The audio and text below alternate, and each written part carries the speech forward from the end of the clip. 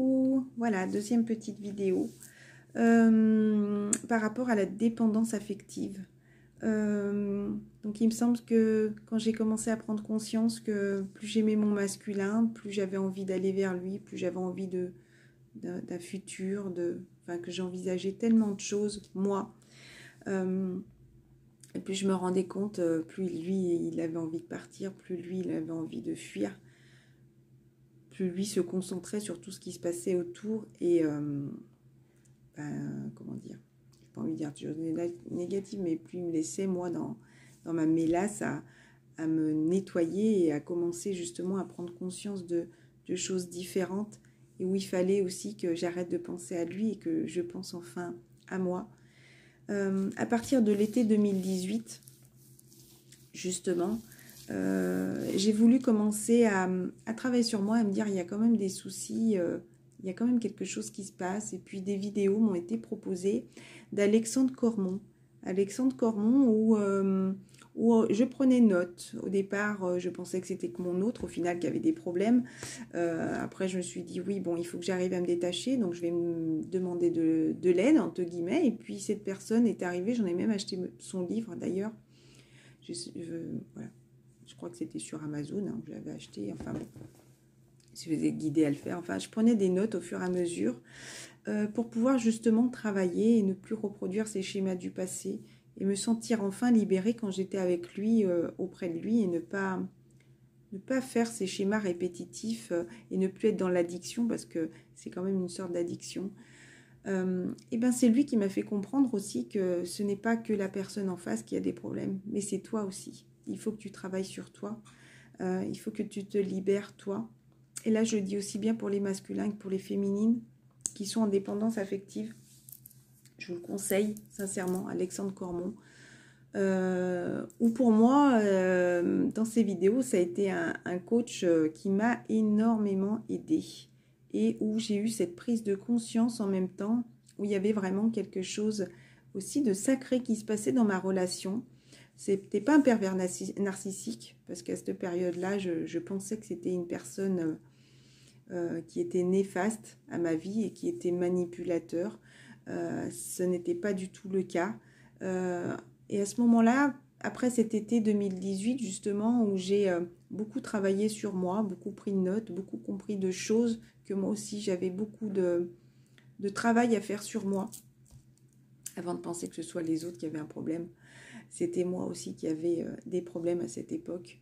Et c'est là où j'ai commencé à me renseigner, pourtant on me le disait souvent.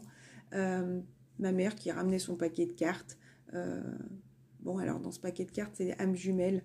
Mais où elle me l'avait lu 2 fois, parce que je disais, mais c'est quoi? À chaque fois que tu viens, à chaque fois elle tombe cette carte. Et au final, elle n'est pas ressortie à ce moment-là, mais j'ai commencé à faire des recherches sur c'était quoi cet amour si fort, si puissant. Et il y a ces mots de flammes jumelles qui est ressorti, et là, bingo. Hein. Parce qu'au final, c'est pas les autres qui nous donnent la réponse, c'est nous qu'on la trouve. On la trouve quand elle doit arriver, on la comprend, on la ressent. Et quand vous savez que cette réponse vibre pour vous, à l'époque, quand ma mère me sortait cette carte, je pensais qu'à mon autre, j'étais focalisée que sur lui au final et pas sur moi. À ce moment-là, j'aurais peut-être pas été prête, pourtant ma mère me l'avait interprété, mais j'étais pas encore prête à l'entendre. Nous aussi, on a fait de la résistance. Hein.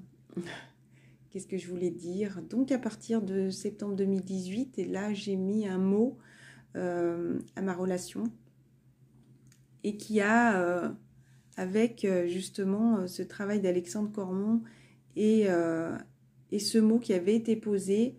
Alors ça c'est tout, une fois on a mis la clé dans la serrure, j'ai envie de dire, voilà, on a la clé, on a la serrure. Mais une fois qu'on arrive à emboîter les deux, au final ça a tout été un déroulement de situations, de choses, de déblocage, de masculin, j'ai envie de dire, il en est là. Il a la clé, c'est à lui à décider de lâcher, de casser, de briser, d'avancer, de se libérer, de laisser derrière. Donc voilà, je ne sais pas pourquoi j'avais envie de vous le dire. Alors, le prénom n'était pas sorti, le nom et prénom n'étaient pas sortis pendant la vidéo précédente. C'est peut-être qu'il fallait pas que je mélange les deux et ne pas dire trop de choses, d'informations en une seule vidéo. Voilà. Donc, en tout cas, n'hésitez pas à aller voir cette personne. Vous serez peut-être guidé après à, voilà, à en voir d'autres. Ou en tout cas, s'il peut vous apporter des réponses, s'il peut vous apporter votre aide. J'adore, c'est plein de petites capsules. Allez-y, quoi. Voilà, si ça peut vous aider dans cette dépendance affective. Voilà, je vous embrasse très fort. Il faut se libérer, là. Il y a vraiment des choses, là, qui sont coincées, bloquées. Je pense qu'il y a quand même aussi cette prise de parole à avoir. Déjà avec vous-même aussi, vous rendre compte de certaines choses, vous dire la vérité.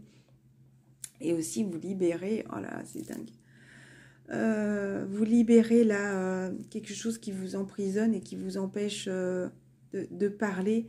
Donc libérez-vous, prenez cette prise de parole aussi, ayez confiance ayez confiance en votre prise de parole, ayez confiance à ce qui va être dit, à ce que vous allez dire. Et ça, pour moi, ça va être vraiment quelque chose qui va vous libérer. Voilà. Et aussi travailler sur vos dépendances.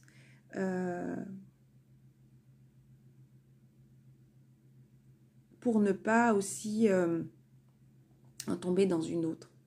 Voilà. Donc, je vous embrasse très fort et je vous dis à très bientôt.